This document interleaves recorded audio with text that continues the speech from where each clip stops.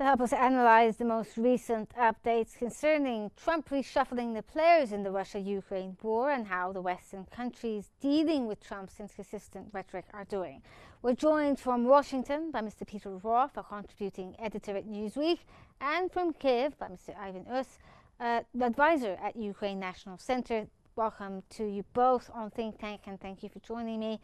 Let's start off with you, Peter. How serious should we take Trump's latest pledge to send more patriots to Ukraine, given his history when it comes to vague promises and, the flip-flopping when it comes to his decision-making as well?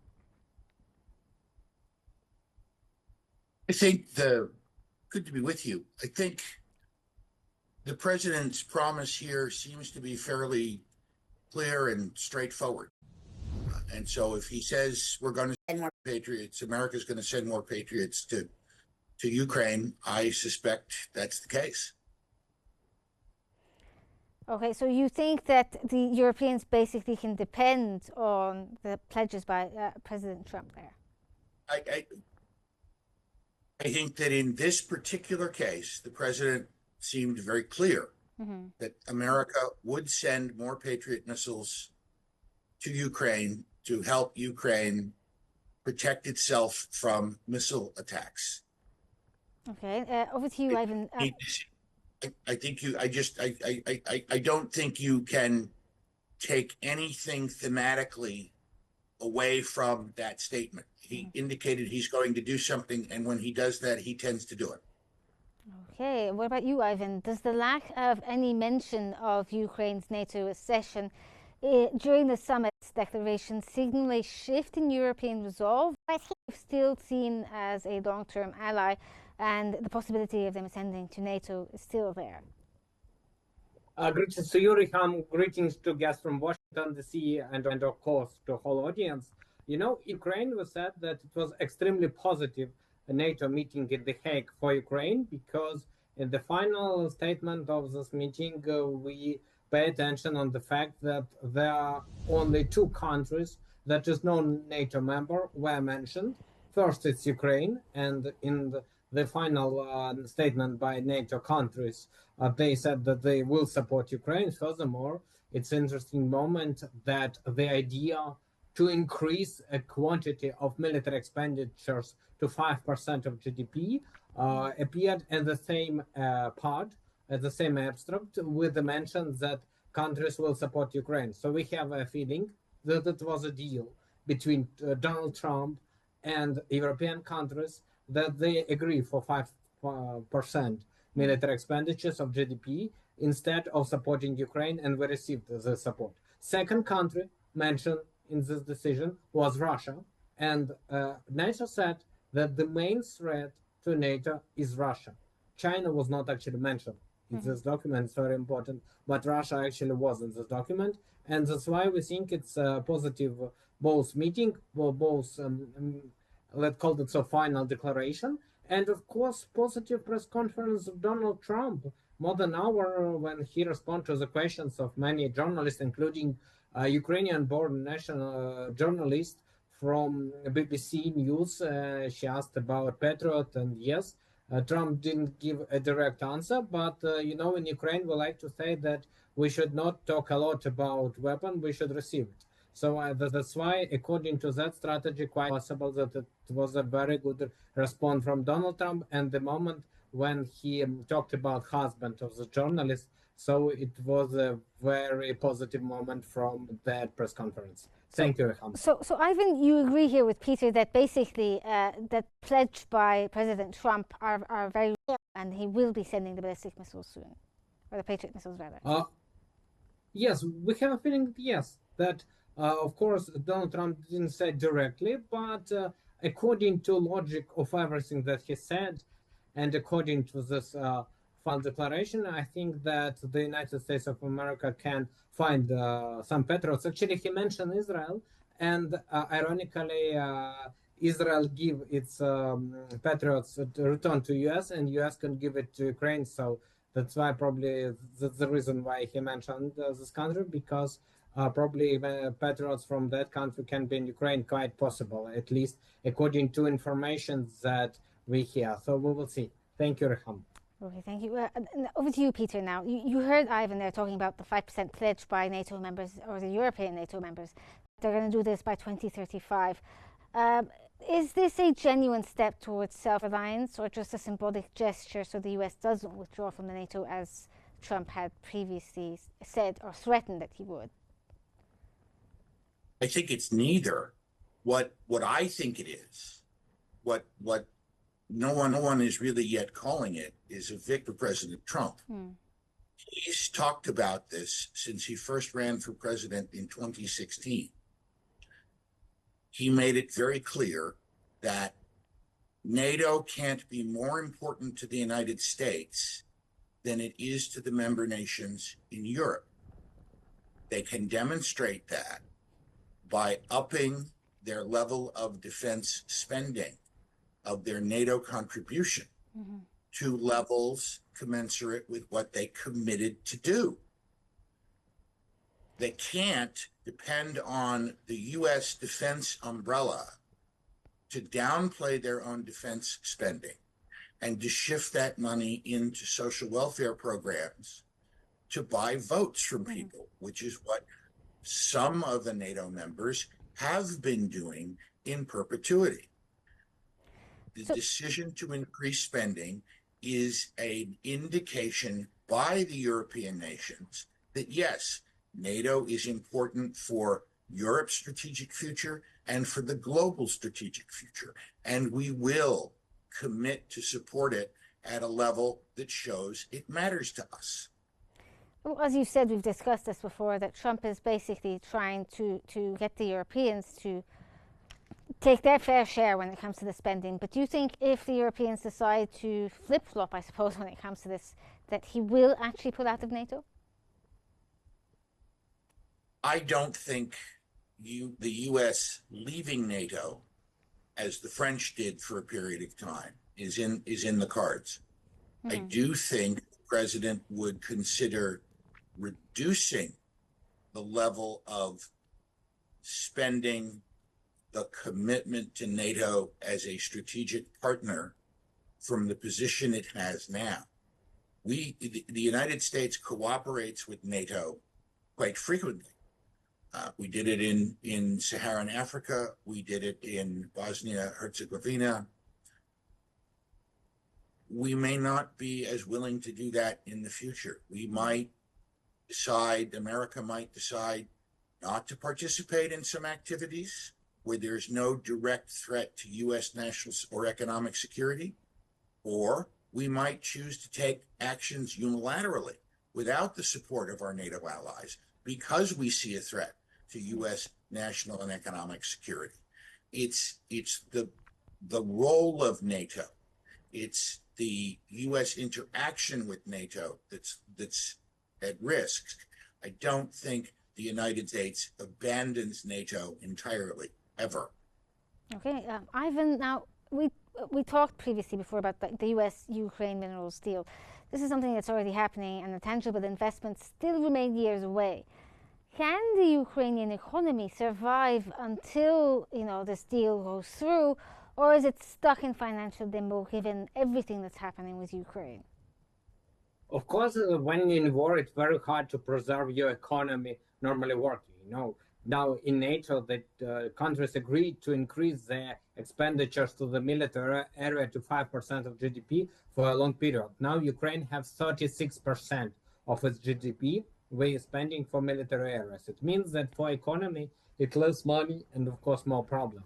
And as for mineral deal, now it's in theory, because only now we start to make first deals about this agreement, and we don't know when it finally could start to work. That's why it will not give money in the nearest vicinity. That's why for Ukraine it's very important to preserve the support of our partners, both from European Union, non-European Union members like the United Kingdom, of course the United States of America, and of course Japan and some other countries like South Korea, Australia, New Zealand. They help Ukraine, and they help the Ukrainian economy to survive, at least in the moment of war. As for this deal, I think that it will be a mineral deal with the United States. It's a period after the end of full-scale war, because when you have rockets that every night attack all parts of your country, it's hard to organize good business. I'm not sure that investors from the United States of America decided to work in the Ukrainian land, knowing that every night any rocket can attack them. But actually, if they do that, it increased chances to receive patriots to Ukraine from the United States, because it means that those patriots will preserve and defend the U.S. investments in Ukraine. I think that it was one of the target of this mineral deal from Ukrainian perspective, that we understand that the United States of America should have the interest to defend us, and if the U.S. investment will be in Ukrainian land, it's the best motivation to actually organize this defense. So quite possible that this deal can really help to Ukraine to receive such important to our cities patriot system. Thank you, Rehan. Thank you. Over to you, Peter, now. We heard Ivan talking earlier about the idea of China not being quite a hot topic during the NATO summit, but China obviously is a part of this thing, because they are in a sort of alliance with the Russians as well. Western democracies, can they truly counter the alliance between China and Russia when internal divisions, like you've already said, between countries like Spain when it comes to defense spending and the budget are exposed publicly? Can they counter this when you can see clearly, even in the media, that the Europeans are quite divided when it comes to how they deal with NATO? It's a complicated game of global chess. Russia is a short-term threat because it has troops in Ukraine and will not end its war. China is the long-term threat because they are economic competitors. There aren't people clamoring for washing machines and television sets and cell phones and laptop computers and cars manufactured or assembled in Russia. They are doing that for those products in China. Russia has natural resources the world wants and precious little else. The smart play, the long-term play, is to persuade the Russians to join the rest of the Europeans in the economic competition against China. Yeah, but the Europeans are divided, aren't they? They can't make a decision when it comes to budgets for NATO, for instance. I'm well aware of the confusion. Some of that derives from geography. Some of the countries that are closest to Russia are more anxious to appease the Russians than those that have the safety of distance. Mm-hmm. That's a foolish calculation in the current technological age, where the ability to impact the internet turns the time involved in strikes down to about 0 seconds, even from 30 minutes. But they're also concerned about energy resources. There is still far too much dependence in Europe, particularly Eastern Europe, on Russian natural gas. The energy revolution underway in America and the possibility of Iranian energy products again being widely available on the global markets will change the energy piece of the calculation. This isn't something that happens quickly. This is something that happens over several decades and probably doesn't come to fruition until we're in a period of post-Putin Russian leadership. But it needs to be the long-term European North Atlantic Alliance objective to bring Russia into the European economic orbit, to form an Anglo-European solid economic bloc that competes with China and is therefore a much stronger national security bloc as well. Okay, Ivan, now you talked a bit about China not being mentioned so much in NATO, but obviously China is an important factor here. As China becomes a decisive enabler of the Russians through military collaboration, how worried are the Ukrainians when it comes to the collaboration between China and Russia?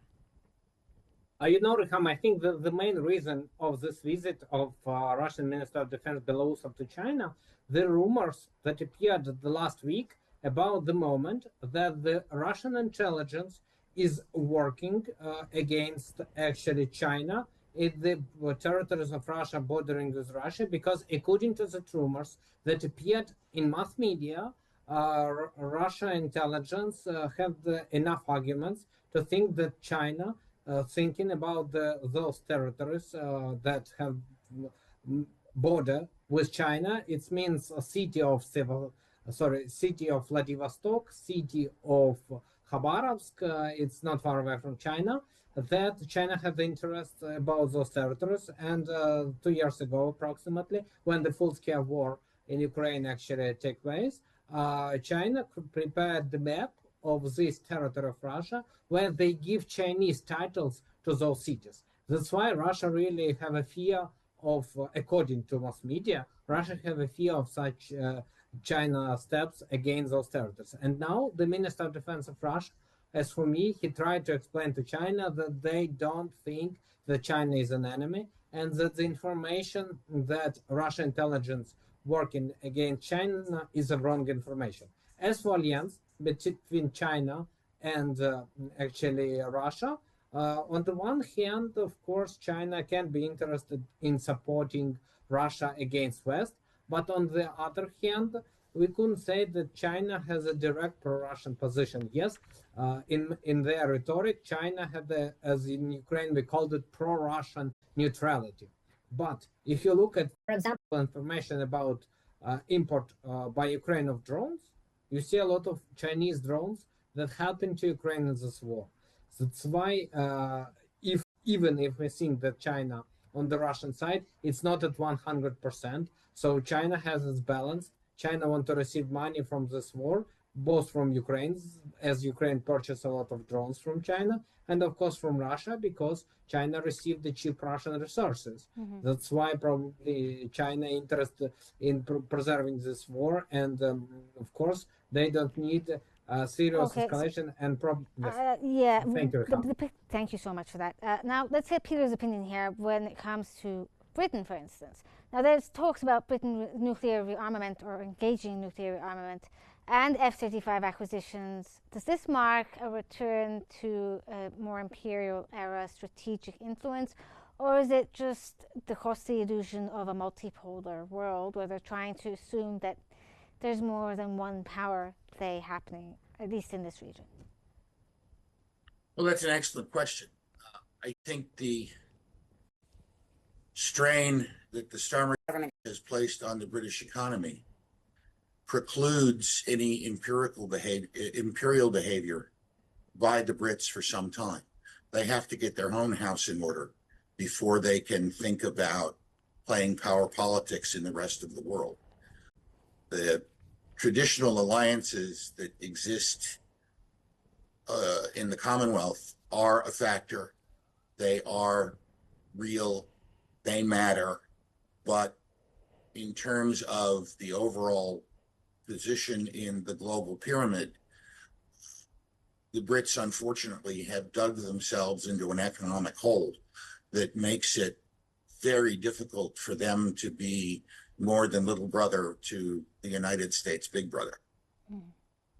Okay, that was Mr. Peter Roff, contributing editor at Newsweek, and Mr. Ivan Us, advisor at the Ukrainian National Center.